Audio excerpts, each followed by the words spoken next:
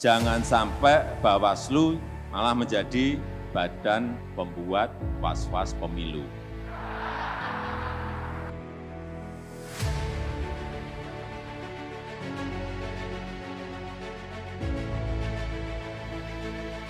Kelihatan nggak ada apa-apa juga, benar juga.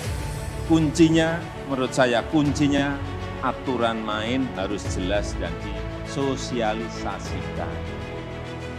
Jokowi mulai tegas untuk kemerdekaan Indonesia. Presiden Joko Widodo meminta Panglima TNI Laksamana Yudo Margono tidak hanya melakukan pendekatan humanis untuk menghadapi masalah kelompok kriminal bersenjata di Papua. Jokowi minta Yudo mengambil langkah yang tegas. Hanya saja tindakan tegas juga perlu dilakukan, kata Jokowi. Kalau tidak melakukan pendekatan yang tegas, masalah KKB tidak akan selesai. Yang paling penting menjaga netralitas TNI agar tidak ketarik-tarik dalam politik praktis yang penting. Dan pentingnya sinergi antara TNI dan Polri dalam menjaga kondusivitas negara kita. Karena ini juga penting, stabilitas politik, stabilitas keamanan itu penting dalam rangka pembangunan negara kita, dalam rangka pertumbuhan ekonomi kita dalam situasi yang tidak pasti karena ketidakpastian global. Sebelumnya aksi KKB kembali memanas. 3 warga sipil meninggal dunia setelah ditembak kelompok kriminal bersenjata atau KKB, pimpinan Nason Mirin di Pegunungan Bintang, Papua Pegunungan. TNI menyebut 3 warga sipil itu berprofesi tukang ojek. Insiden penembakan itu terjadi pada Senin 5 Desember 2022. Saat itu korban bersama 6 orang rekan seprofesinya sedang menunggu penumpang di Kampung Mangabib, distrik Okseban. Presiden Joko Widodo menilai pendekatan humanis yang akan dilakukan oleh Panglima TNI baru Yudo Margono dalam menangani masalah di Papua merupakan langkah yang baik. Begitu juga dengan pengurangan prajurit TNI di Papua. Kendati demikian, ia menegaskan penanganan konflik dan keamanan di Papua harus dilakukan secara tegas. Sebab menurut Jokowi, kelompok kriminal bersenjata atau KKB akan terus-menerus dilakukan tindakan kekerasan. Sehingga konflik di Papua pun dinilai tak akan selesai jika tidak ditangani secara tegas. Baik pendekatan humanis, baik pengurangan prajurit TNI di Papua juga baik, tetapi memang harus tegas. Karena kalau kita nggak tegas di sana, KKB selalu berbuat seperti itu, ya nggak akan selesai masalahnya.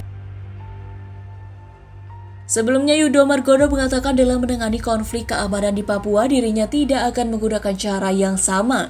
Yudo mengungkapkan akan terus melakukan evaluasi dan memastikan akan melakukan pendekatan humanis serta akan terus memantau situasi dan perkembangan keamanan di Papua. Terlepas dari itu semua, Jokowi juga memantau perkembangan pemilihan calon presiden yang akan dilakukan pada tahun 2024. Presiden Jokowi meyakini politik uang tetap terjadi dalam pemilihan umum serentak 2024. Hal itu sudah diantisipasi dengan sejumlah produk hukum dan tindakan tegas dari penyelenggara pemilu. Dan politik uang itu sudah menjadi penyakit di setiap pemilu, pasti ada. Kalau ada yang bilang nggak ada, Pak, sudah nggak ada. Saya sudah dari lapangan. Jokowi mengingatkan kepada bahan pengawas pemilu agar tidak membuat was-was masyarakat dalam pelaksanaan pemilu 2024.